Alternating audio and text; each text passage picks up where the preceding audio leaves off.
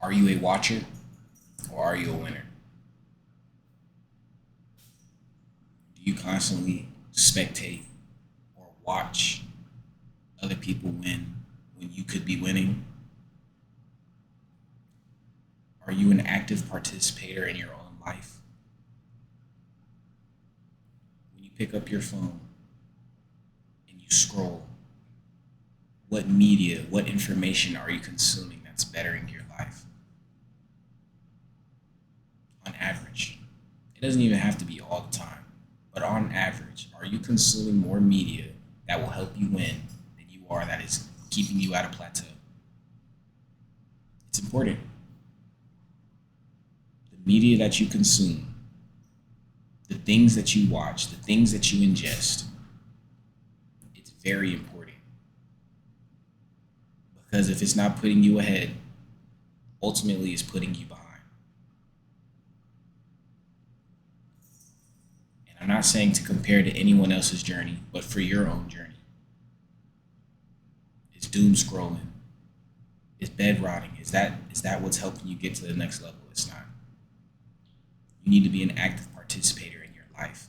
You need to be doing things that are helping you win, especially while you're young. The earlier you start, the better off you'll be. Taking the risk ultimately will be better for you in the end because at least you can say that you tried rather than spectating and not trying at all.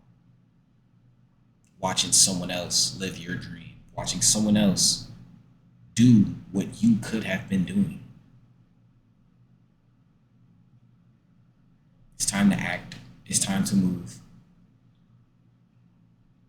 It's time to be better for the person that you need to be, for yourself, and for your family, who they need you to be. There's things that you should take into consideration.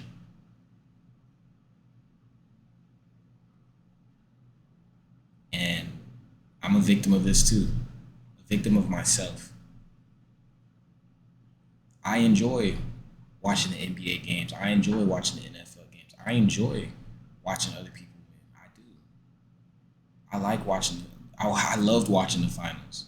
I love watching the Super Bowl. But is the NFL and the NBA are these spectacles more important than your own well-being, your own livelihood? It's people that could tell me more about the NBA than they can about their significant others. And it's sad. It's sad. You know more about these people. You know all these players' stats. What stats do you have? What can you say that you've done? And y'all are not alone in this. I had to ask myself these same questions before I really started thinking about the media that I consume and who I am in my own life. Am I a participator or a spectator? I think on average, I've probably been a spectator. But as of late, I've been a participator. And since I've been a participator, my eyes have been open to so many more opportunities, so many more things that I want to do with my life and that I know that I can achieve. I held myself in a box when I shouldn't have. And now that I'm poking my head out the box, I'm seeing that I don't want to be in a box anymore. Now I'm out of the box. So when I ask you these questions about the things that you consume, the time that you spend that could be spent on things more important, you're not alone.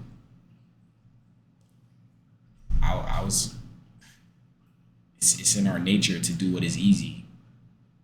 Scrolling, getting that easy dopamine hit, it's easy. Keeping your brain occupied with quick media is easy. Once I started doing the hard work, everything else is becoming easier now. scrolling the videos that don't mean anything in my life. I find myself scrolling a lot less just because it's not important to me anymore. And I don't think it was ever important. It was just to keep my mind blinded to what I really needed to be doing because it was easy. I don't want to take the easy route anymore. And that's why I began to bet on myself.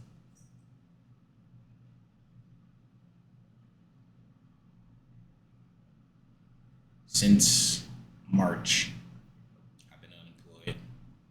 And since I've been unemployed, it's been rough. But this is probably the best time that I've had in my adult life in years. Even though it's been hard, even though it's been stressful sometimes, I'm doing everything that I want to do 100% of the time. Sometimes it's hard, sometimes it's easy. But I know that I'm bound to no limit. I'm not bound to anyone else's schedule but my own. I create everything that enters my life, and I enjoy that. I enjoy having that control over my own life. Just before that, February, January, December, since I was working at my past job, I was miserable. Anytime I had to work a job and I was forced to be in a place that I didn't want to be at, hours that I didn't care to be at, I was miserable. So what did I do? I changed not only my life and risked not only my life, but my security, which in this economy is very risky. I risk my security, being in a secure home, risk my credit.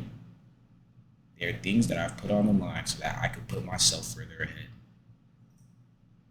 It's a slingshot effect. Sometimes you got to go lower before you can go higher. In trading terms, sometimes you got to sweep liquidity in a swing high or a swing low. In this case, a swing low, so that way I can go higher up. And that's exactly what I'm doing. I've learned a high value skill, and it's paying off. I advise you do the same, especially while you're young. The earlier you learn, the better off you'll be. You don't have to trade. You don't have to make content. That's just what I've chosen to do, and it's been paying off. But take that risk. Be bold.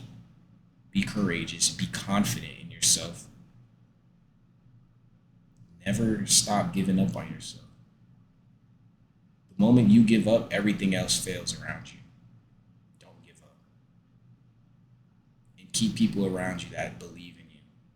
So even when you do have a weak moment, you can bounce back. Hold your head high and know that you can accomplish and conquer anything.